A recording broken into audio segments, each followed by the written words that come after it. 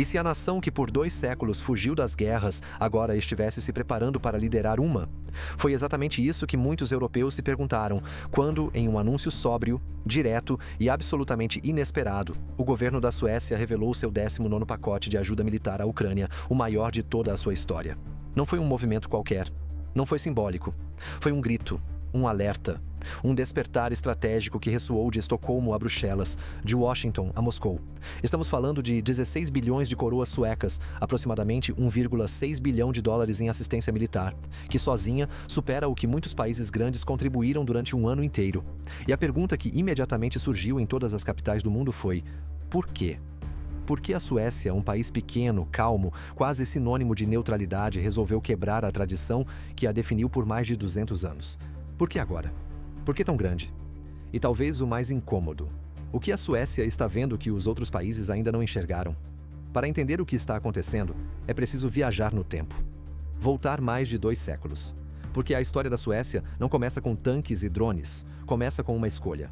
Em 1812, após o fim das guerras napoleônicas, enquanto o continente europeu lambia as feridas de mais um conflito devastador, a Suécia tomou uma decisão corajosa à sua própria maneira.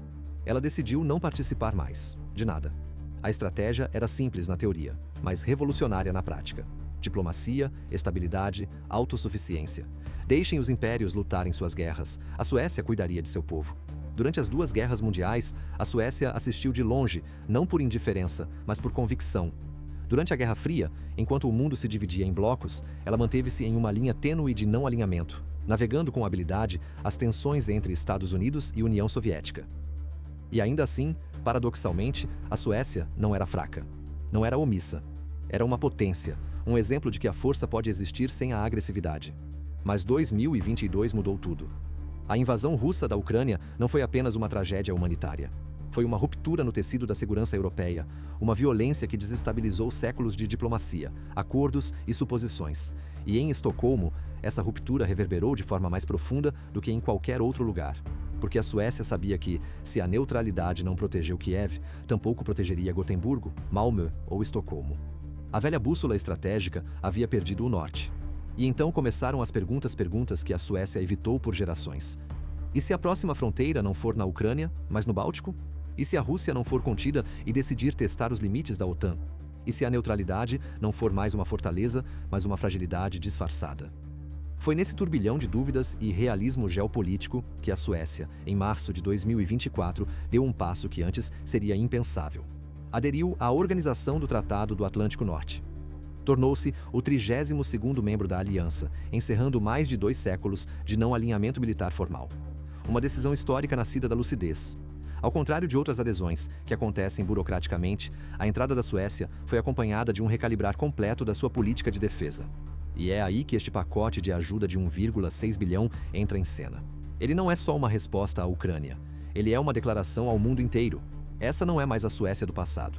Esta é uma Suécia que entendeu que, em tempos de guerra híbrida, de sabotagem marítima, de desinformação digital, de tropas mascaradas e drones autônomos, a única neutralidade possível é a neutralidade armada. E essa transição não foi feita pela metade. Atualmente, a Suécia possui 24.400 militares na ativa, com reservas e tropas da Guarda Nacional que somam mais de 88 mil combatentes, número que crescerá para 115 mil até 2030. No ar, seus céus são vigiados por mais de 100 caças Gripen, com a versão E sendo expandida agressivamente.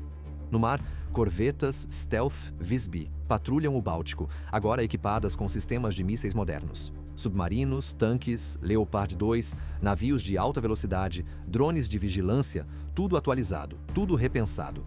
E o orçamento acompanha essa ambição.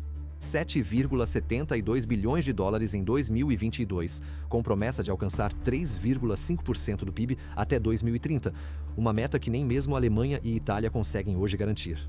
Mas esse é só o começo. Porque o que essa ajuda bilionária à Ucrânia simboliza vai muito além da contabilidade. Ela mostra uma Suécia que acordou. Uma Suécia que reconhece o novo tempo geopolítico em que vive. Uma Suécia que escolheu não esperar que outros liderem. O curioso é que esse papel nunca foi reservado à Suécia. A expectativa era de que ela continuasse sendo a mediadora, a voz calma nas negociações. Mas agora, ironicamente, talvez seja essa a única forma de mediação possível: ajudar a impedir a queda de um país europeu para que as mesas de negociação existam no futuro. Enquanto alguns países grandes ainda ponderam, a Suécia decidiu agir. E age com urgência, com método. E talvez a pergunta mais provocadora que precisamos fazer agora seja: e se a liderança militar na Europa não vier mais dos maiores exércitos, mas dos países com mais clareza moral? A Suécia, com sua voz calma e postura contida, acaba de mandar uma mensagem que não precisa de tradução. O tempo da hesitação acabou. A nova era de segurança europeia será moldada por quem age, não por quem apenas fala. Espera aí, rapidinho. Você realmente acha que sabe quem manda no mundo? Porque o que você vê na TV é só a ponta do iceberg. Eu tô falando de segredos, decisões de guerra, influência global. Tudo que ninguém tem coragem de mostrar. Eu juntei tudo em uma coleção de e-books pesados, biografias não autorizadas. Coisa de bastidor mesmo, leituras sem filtro, proibidas em plataformas digitais. Se você pensa por conta própria, esse conteúdo é para você. Clique no link do comentário fixado e veja agora antes que tirem do ar. Porque sim, isso incomoda a gente grande. E se você acordasse um dia e descobrisse que aquilo que você sempre acreditou ser suficiente para manter você e sua família em segurança, de repente, não é mais? Esse foi o despertar da Suécia em 2022.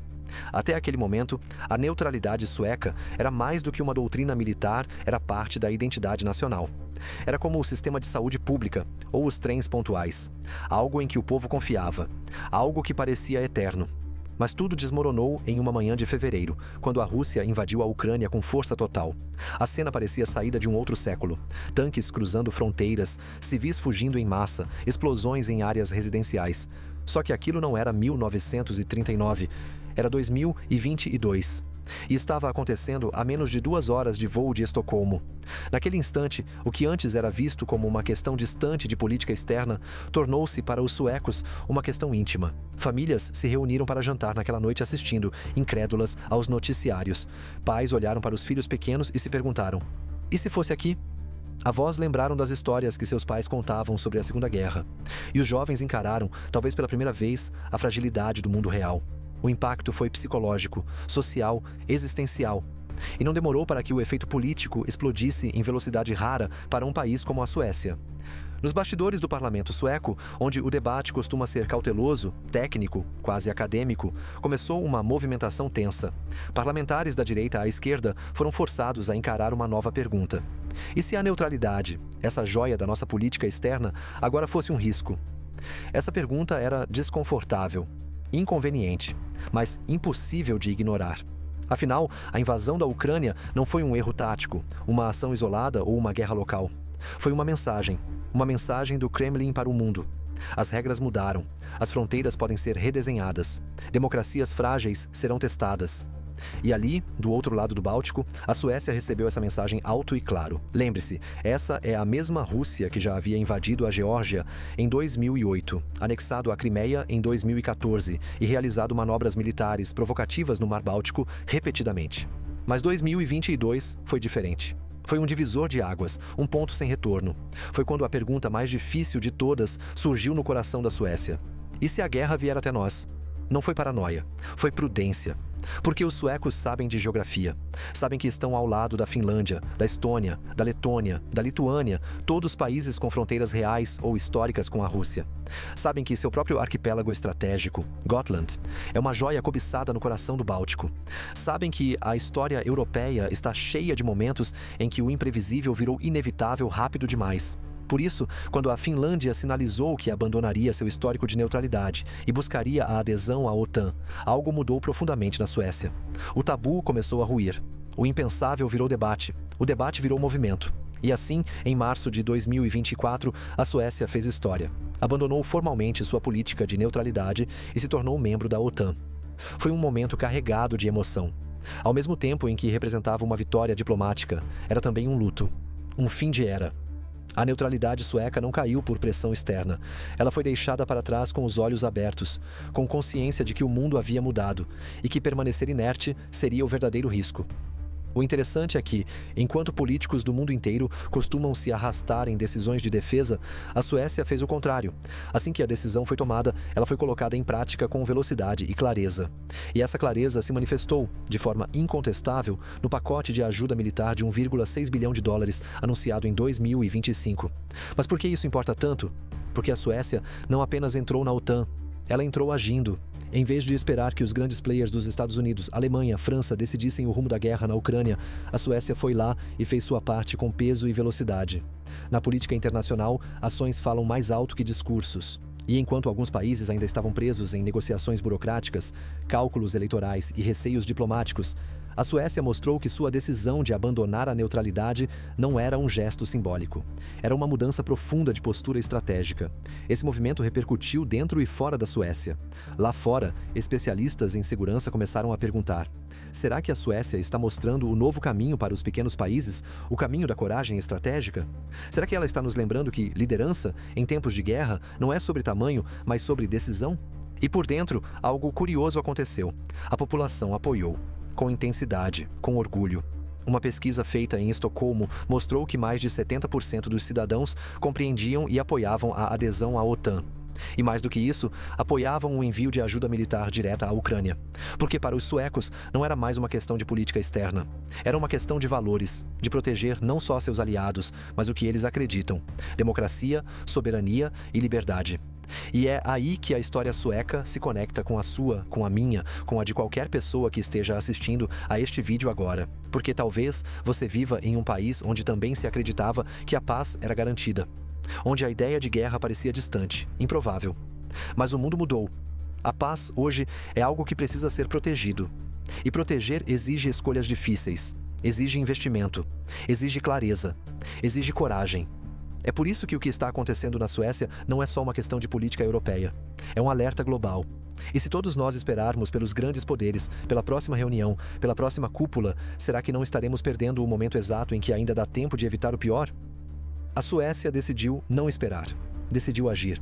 Decidiu mostrar que mesmo um país com 10 milhões de habitantes pode mudar o curso de uma guerra. E isso, amigos, deve nos fazer pensar. E você? O que faria se a sua segurança, a do seu bairro, da sua cidade, de seus filhos, estivesse em risco não amanhã, mas hoje? Talvez seja a hora de repensar nossas certezas. Talvez o tempo da neutralidade já tenha passado, e o da responsabilidade, da ação coletiva, da solidariedade entre democracias tenha finalmente chegado. Você pode até imaginar que sabe o que está dentro de um pacote de ajuda militar? Talvez tanques, munição, alguns uniformes. Mas o que a Suécia está enviando à Ucrânia em 2025 vai muito além de qualquer suposição superficial. Este pacote de impressionantes 16 bilhões de coroas suecas, ou 1,6 bilhão de dólares. Aqui não estamos falando de sobras de arsenal. Não é armamento de décadas passadas, encostado em depósitos. Não. O que está sendo enviado é tecnologia de ponta, desenhada, construída e adquirida sob medida para o conflito ucraniano atual. Tudo com um único propósito: reverter o curso da guerra.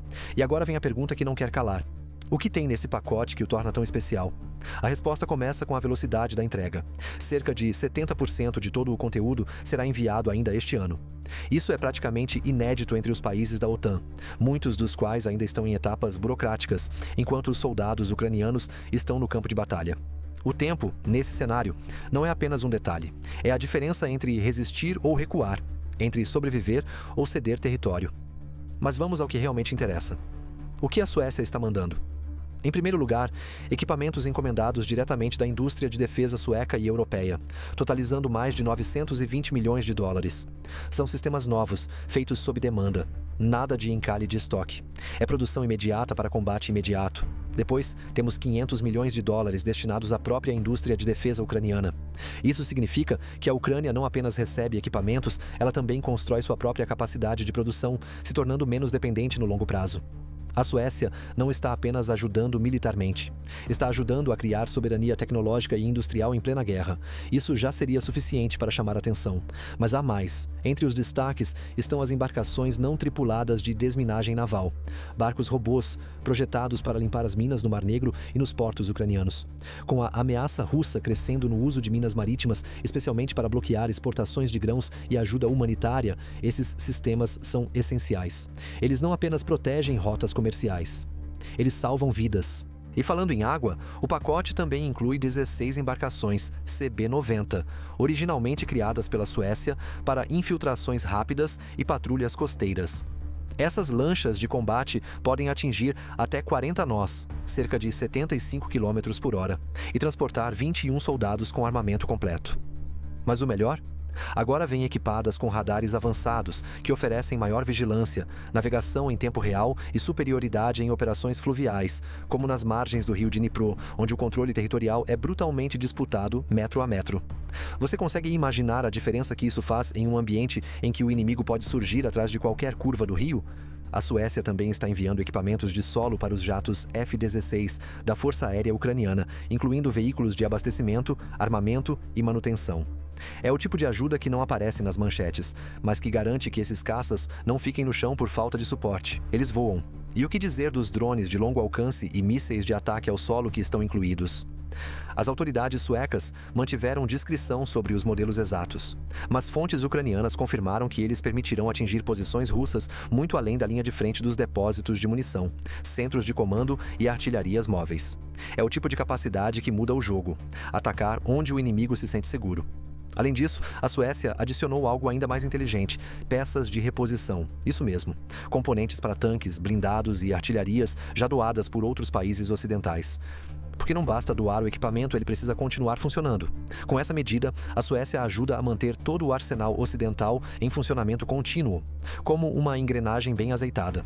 E como se tudo isso não bastasse, o pacote também cobre infraestrutura logística, reparos em bases aéreas e fortalecimento da rede de abastecimento ucraniana, inclusive sistemas de comunicação por satélite e sensores para proteger as rotas de suprimento contra a sabotagem.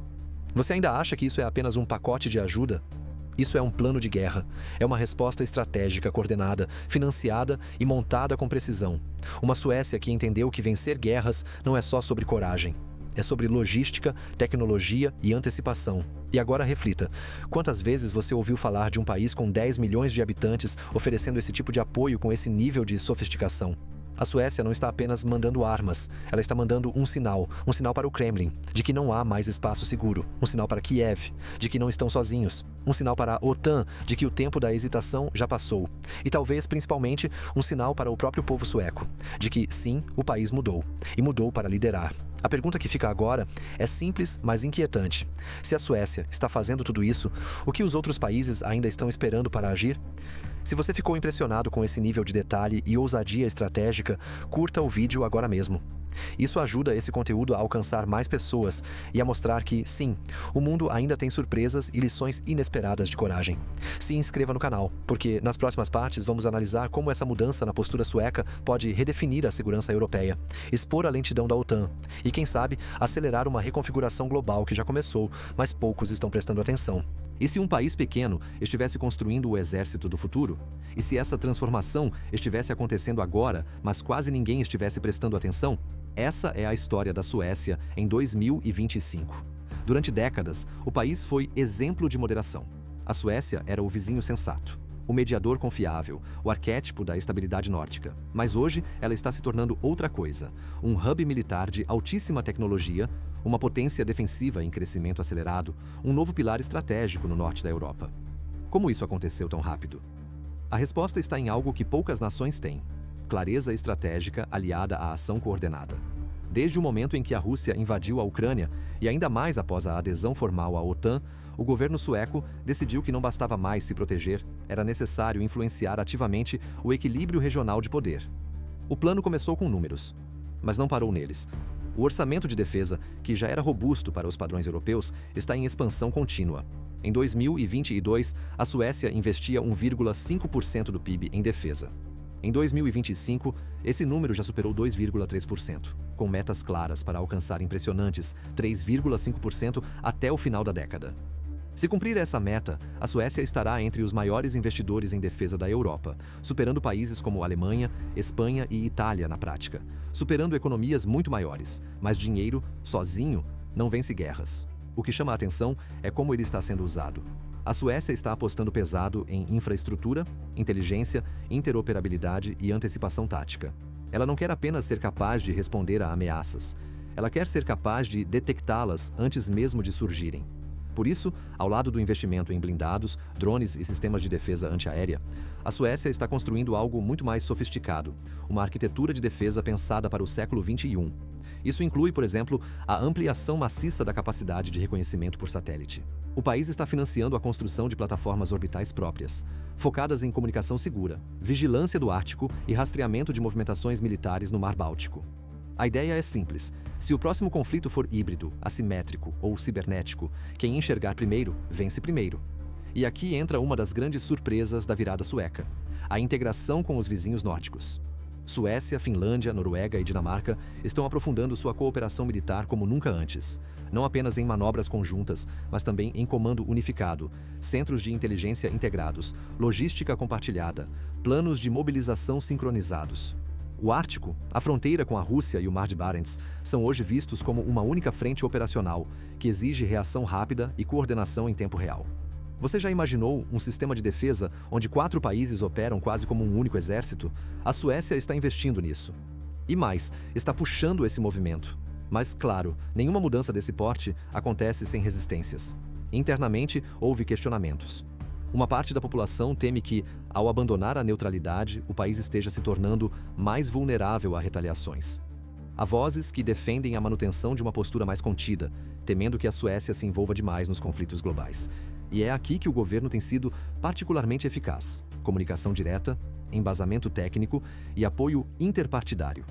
O apoio ao pacote militar à Ucrânia, por exemplo, não veio apenas dos partidos tradicionais. Até a direita nacionalista, normalmente mais isolacionista, apoiou a iniciativa. Mas a verdadeira razão para a aceitação popular dessa nova doutrina está em algo mais profundo: a percepção de que o mundo mudou e que a Suécia precisa mudar com ele. Essa percepção é reforçada por episódios concretos. Em 2023, por exemplo, sabotagens em cabos submarinos de comunicação na região do Báltico escancararam a vulnerabilidade da infraestrutura crítica europeia. Os suecos entenderam: isso não é ficção, isso é agora. E na prática, ninguém mais está completamente seguro. Por isso, a Suécia começou a reforçar instalações navais, reativar bunkers subterrâneos, recrutar engenheiros militares, ampliar programas de cibersegurança e a investir na produção local de armamentos. A Suécia não quer depender eternamente de compras externas. O objetivo é desenvolver autonomia tecnológica. Isso inclui não só os famosos caças Gripen, mas também sistemas de drones autônomos, veículos blindados inteligentes, munições guiadas e agora plataformas de guerra eletrônica de última geração. Você consegue imaginar a Suécia, em 2030, como um dos principais centros de exportação de tecnologia de defesa do planeta? Esse é o plano, e está em andamento.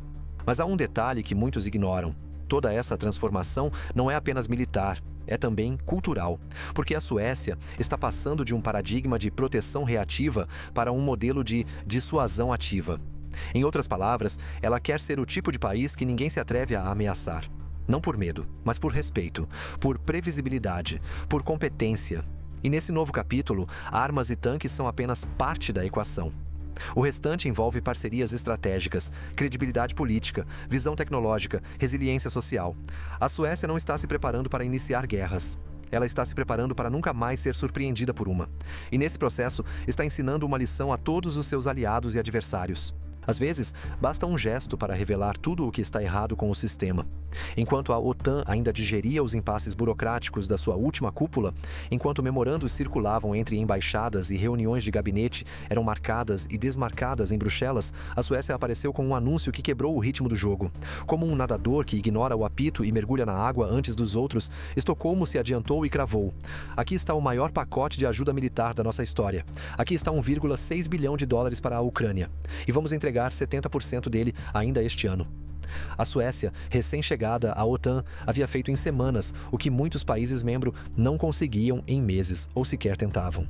Mais do que um gesto de solidariedade, esse movimento foi um espelho incômodo diante da lentidão e da hesitação que vem dominando o bloco nos bastidores. E aqui está a ironia que poucos têm coragem de apontar. Não foi a Rússia que expôs as rachaduras da OTAN, foi a Suécia. Desde o início da invasão da Ucrânia, os países da OTAN prometeram mais de 100 bilhões de dólares em ajuda militar, econômica e humanitária. Um número impressionante, certo? Mas o que raramente se discute é como esse dinheiro foi distribuído, quando foi entregue e com que impacto real no campo de batalha. Muitos pacotes foram travados por meses. Outros foram condicionados a processos legislativos intermináveis. Em certos casos, ajuda já aprovada simplesmente não chegou a tempo. E nesse meio tempo, soldados ucranianos morreram segurando posições sem munição suficiente, sem cobertura aérea adequada, sem rotas logísticas seguras. É aqui que a Suécia rompe o ciclo. E faz isso com uma estratégia que mistura urgência operacional, planejamento industrial e, talvez o mais importante, vontade política real. Enquanto os grandes falam, a Suécia entrega. Enquanto os conselhos militares da OTAN emitem relatórios, a Suécia envia drones, munição, barcos de ataque e sistemas de radar. Enquanto Trump ameaça cortar a ajuda à Ucrânia e critica a ingratidão europeia, a Suécia dobra sua aposta. E faz isso sem alarde, sem arrogância, mas com precisão. Você sabia que os Estados Unidos sozinhos responderam por mais de 60% da ajuda militar total enviada à Ucrânia até o início de 2024? Mas agora, com a reeleição de Donald Trump e sua postura cada vez mais nacionalista, essa realidade está sendo contestada. Em março de 2025, Trump declarou em rede nacional: "Se não pagarem, não vou defendê-los. Não vou. Eles precisam aprender." A frase caiu como uma bomba em toda a Europa. A confiança na aliança transatlântica, já abalada desde a era Trump I, sofreu novo colapso. Os chanceleres europeus se reuniram às pressas. Bruxelas redigiu declarações de compromisso. Mas, novamente, foi a Suécia que respondeu primeiro com ação real. É impossível ignorar o simbolismo. Um país que, até um ano atrás, sequer era membro da OTAN, agora assume um papel que antes cabia aos Estados Unidos: o de liderar pelo exemplo. O que isso nos mostra? Mostra que estamos vivendo uma transição de poder sutil, mas profunda, dentro da estrutura da OTAN. Uma redistribuição de protagonismo. O velho modelo onde os Estados Unidos bancavam, a Alemanha hesitava, a França discursava e os demais seguiam, está sendo desafiado por novos atores. A Suécia, com sua clareza moral e sua capacidade técnica, está se tornando um catalisador da mudança. Nos bastidores, o desconforto é evidente. Em Bruxelas, diplomatas evitam comentar publicamente, mas reconhecem que a ação sueca expôs a paralisia interna da OTAN. Alguns generais franceses alertaram que a Suécia ainda não entende as complexidades diplomáticas de uma aliança global. Outros, mais cínicos, dizem que é fácil agir quando não se carrega o peso das decisões passadas. Mas isso não é exatamente o ponto? Talvez seja justamente por não carregar esse peso, por não ter compromissos históricos ou interesses velados com Moscou, que a Suécia consegue fazer o que os outros não fazem: agir com liberdade e com urgência. A verdade é que a lentidão da OTAN está custando caro. Segundo dados do próprio governo ucraniano, 75% dos confrontos mais intensos atualmente se concentram em apenas 3 regiões: Avdiivka, Bakhmut e Donetsk. São áreas onde a Rússia tem mobilizado tropas, artilharia pesada e bombardeios diários. E apesar de tudo, a Ucrânia resiste. Mas está no limite. Um comandante ucraniano relatou recentemente que seus soldados chegam a disparar 2.000 cartuchos por dia e só recebem 800 de volta em reposição. É esse o cenário em que a ajuda sueca chega com precisão. Barcos para controlar rios, drones para atingir centros logísticos russos, peças de reposição para manter tanques operando, suporte terrestre para os caças F-16 e, acima de tudo, confiança de que mais está por vir. Porque guerras não são vencidas só com armas. São vencidas com moral, com continuidade, com certeza de apoio. A Suécia está oferecendo exatamente isso. Agora vamos virar o espelho. Quantas vezes você já ouviu que a OTAN é a aliança militar mais poderosa da história? Que ela protege a Europa? Que representa a união do Ocidente? Mas e se essa união estiver rachando? E se a liderança americana não for mais confiável? E se a burocracia europeia estiver lenta demais para responder à velocidade das ameaças modernas? E se a Suécia, sozinha, estiver fazendo mais pela credibilidade da OTAN do que seus maiores membros? Não é sobre quem tem os maiores arsenais, é sobre quem tem coragem de usá-los quando mais importa. A história da guerra na Ucrânia ainda está sendo escrita. Mas uma coisa é certa: quando os livros forem abertos no futuro, haverá um capítulo inteiro dedicado ao momento em que a Suécia quebrou o silêncio da hesitação europeia e lembrou à OTAN por que ela existe. E se a verdadeira guerra não estivesse sendo travada apenas nas trincheiras da Ucrânia, mas também nas salas de estar da Suécia? Você já parou para imaginar o que acontece dentro de um país quando ele decide, de forma abrupta, abandonar uma identidade cultivada por mais de 200 anos? Quando ele quebra o espelho da neutralidade e se encara como potência militar emergente? Porque foi isso que a Suécia fez. Essa transformação não começou no parlamento nem nas bases militares. Começou nas casas, nas famílias, no coração das pessoas. Em 2022, quando a Rússia invadiu a Ucrânia, houve comoção, medo, incredulidade. Mas também houve algo que ninguém esperava: uma mudança de consciência coletiva. Em poucas semanas, a velha ideia sueca de que estamos seguros, estamos distantes, estamos fora, começou a desmoronar. E o que nasceu em seu lugar foi um sentimento de urgência, de responsabilidade. Desde que a paz, no século XXI, não pode mais ser apenas desejada, ela precisa ser defendida. Uma pesquisa conduzida pelo Sohm Institute, da Universidade de Gotemburgo, revelou que 74% dos suecos apoiavam a adesão à OTAN já em março de 2024, poucos meses antes da formalização. Um número histórico, se pensarmos que por décadas a maior parte da população se opôs a qualquer forma de alinhamento militar. E não foi só isso. Uma pesquisa da Novos de janeiro de 2025 indicou que 68% dos suecos aprovavam o envio de armamento pesado à Ucrânia, mesmo com os custos crescentes. Isso em um país com cultura pacifista, avesso a guerras por princípio. O que explica essa mudança? A resposta está nos bastidores. Em cada escola que ensinou sobre as guerras mundiais e a importância da autodeterminação dos povos. Em cada reportagem que mostrou famílias ucranianas refugiadas atravessando fronteiras com crianças no colo. Em cada jovem sueco que viu pela internet, em tempo real, o bombardeio de hospitais, prédios residenciais, teatros. E que entendeu que aquilo podia acontecer com qualquer um. Com ele, com a mãe dele, com o país dele. A Suécia viveu, em câmera lenta, um colapso emocional da neutralidade. E a política apenas acompanhou. Hoje, o governo sueco é formado por uma coalizão que inclui moderados, liberais, cristãos-democratas e apoio externo do Partido Nacionalista, os Democratas da Suécia. E o mais inesperado? Até eles, conhecidos por discursos eurocéticos e retórica identitária, apoiam o pacote bilionário à Ucrânia. Mattias Anholm, vice-presidente da Comissão de Defesa no Parlamento, declarou: "Não estamos apenas entregando armas, estamos entregando uma mensagem, que fronteiras importam, que soberania é sagrada e que não se deve negociar com o medo." Michael Oscarsson, dos Democratas Cristãos, foi ainda mais direto. "Temos inteligência indicando que a Europa deve se preparar para uma nova guerra regional nos próximos anos. Esperar é deixar a porta aberta." Essas falas não são retóricas vazias, elas têm base real. Em 2023, os serviços de inteligência sueco e dinamarquês, MUST e DDIS, divulgaram que a Rússia estaria mapeando infraestruturas críticas submersas no Mar Báltico. Cabos de dados, oleodutos, sensores de monitoramento submarino. O tipo de coisa que, se sabotada, pode paralisar um país inteiro em questão de horas. Mas não pense que o apoio veio sem questionamentos. Nos cafés de Malmö, nos podcasts de Estocolmo, nos fóruns digitais de Umeå, surgiram dúvidas legítimas. Não estaremos nos expondo demais? Será que não seremos os primeiros alvos em caso de conflito aberto?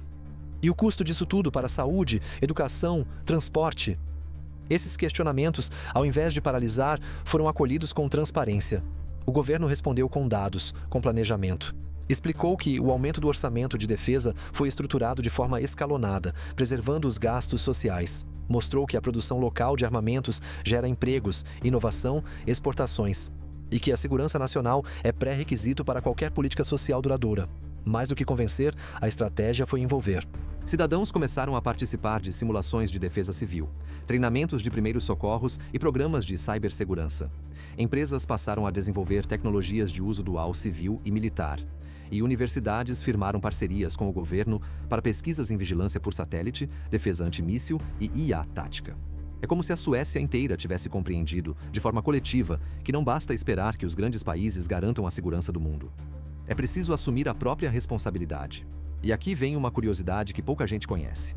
No norte da Suécia, na região de Vidsel, fica um dos maiores campos de testes de armamentos da Europa.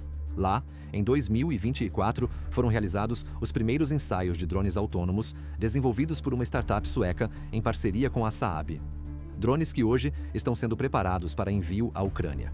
Equipamentos pensados por engenheiros de 27, 30, 32 anos, filhos de uma geração que cresceu acreditando que nunca precisaria se envolver com guerra. Agora, eles estão literalmente construindo as ferramentas que podem decidir uma. Essa é a nova Suécia. Uma nação que trocou a passividade por preparação. Que entendeu que neutralidade é nobre, mas pode ser um luxo em tempos de agressão descarada. Que decidiu que ser pequeno não significa ser irrelevante. E talvez esse seja o ponto mais poderoso desta transformação. Ela não veio de cima para baixo, veio de dentro para fora. Hoje, se você caminhar pelas ruas de Estocolmo, verá bandeiras ucranianas em janelas e vitrines. Verá jovens com patches da OTAN nos casacos. Verá debates sérios sobre geopolítica no metrô, entre pessoas comuns. Verá um país que acordou e decidiu não dormir nunca mais diante da violência. Porque no fundo, os suecos sabem que se a Ucrânia cair, o que vem depois pode ser muito pior. E se o futuro da Europa não estiver nas mãos das maiores potências, mas das mais conscientes? A essa altura, você já entendeu. A Suécia não está apenas reagindo a uma guerra, está se reinventando diante de uma crise que redefiniu todo o sistema de segurança europeu. Mas agora é hora de dar um passo atrás, respirar fundo e olhar para o todo. Porque essa história vai muito além de números, tanques, drones ou bilhões de coroas suecas. Essa história é sobre mudança de identidade, de postura, de missão. No centro disso tudo está uma pergunta incômoda, que apareceu sutilmente ao longo de cada capítulo desta jornada. Quem somos quando o mundo desmorona ao nosso redor? Para a Suécia, a resposta chegou como um vendaval. Por mais de 2 séculos, o país cultivou um ideal: paz pela distância, neutralidade como virtude, segurança como algo conquistado pela moderação. E funcionou. O país se manteve fora dos horrores das guerras mundiais. Não se alinhou nem à OTAN, nem ao Pacto de Varsóvia. Construiu uma sociedade estável, justa, progressista. Mas a realidade mudou. A guerra chegou à Europa pela porta da frente. E a Suécia, mesmo a quilômetros do fronte, entendeu. Ninguém está longe o suficiente quando a lógica da violência volta a ser aceita no continente.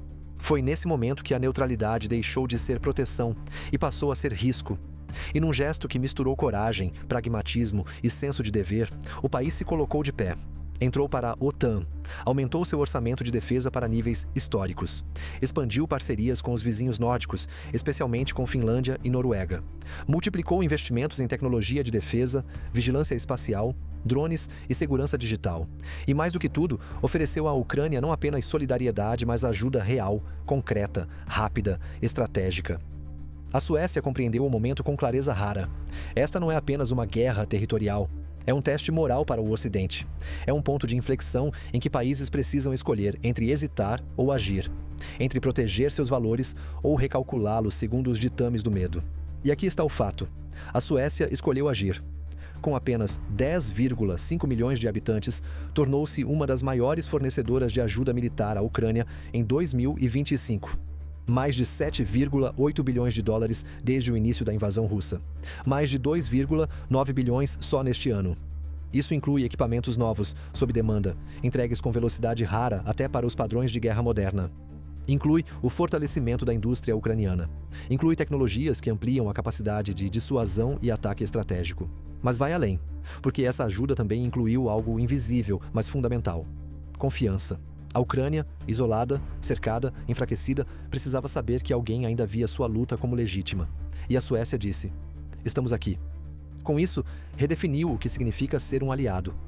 Porque enquanto alguns países ainda condicionavam apoio a resultados, enquanto outros negociavam cláusulas, prazos e limites, a Suécia enviava, atuava, assumia riscos. E tudo isso sem ter obrigação histórica, sem peso de tratado anterior, sem dívida moral. Por que fazer isso então? A resposta está na consciência de que o mundo que permitiu a Ucrânia ser invadida é o mesmo que pode permitir que outros países sejam pressionados, chantageados, cercados. Que a segurança da Lituânia, da Polônia, da Finlândia e da própria Suécia depende da vitória da Ucrânia. Porque se Putin vencer, a mensagem ao mundo será clara: a força vale mais que a lei. E a Suécia, que construiu sua identidade sobre o oposto disso, simplesmente não pode aceitar. É por isso que essa virada sueca é tão poderosa. Porque não nasceu da compulsão, mas da escolha. Não foi ditada por alianças antigas, mas por princípios permanentes. Não veio como reação histérica, mas como decisão consciente de responsabilidade global. O que a Suécia está vendo que os outros ainda não veem? Talvez ela esteja enxergando o futuro. Um futuro onde a segurança depende não só da força, mas da capacidade de antecipar, proteger e dissuadir. Um futuro onde alianças são menos sobre dependência de superpotências e mais sobre cooperação entre pares conscientes. Um futuro onde pequenas nações, com valores sólidos, assumem papéis de protagonismo moral e estratégico. Um futuro em que as democracias param de pedir permissão para se proteger. E nesse futuro, a Suécia quer ser muito mais que espectadora.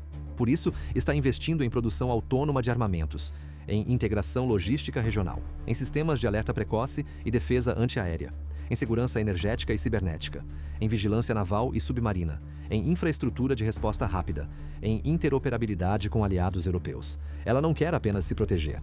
Ela quer garantir que outros também possam se proteger. E assim, de uma forma imensamente simbólica, um país que ficou de fora das grandes guerras do passado está moldando as condições para impedir as próximas. Essa é a Suécia de agora. Não mais neutra, não mais distante, mas presente, preparada, ativa. E talvez essa seja a maior lição de todas, que às vezes, liderança não é sobre quem tem mais poder. É sobre quem está disposto a usá-lo com propósito. Enquanto Trump corta verbas, enquanto outros países hesitam, a Suécia entrega. Enquanto alguns cavam trincheiras políticas, a Suécia constrói pontes estratégicas.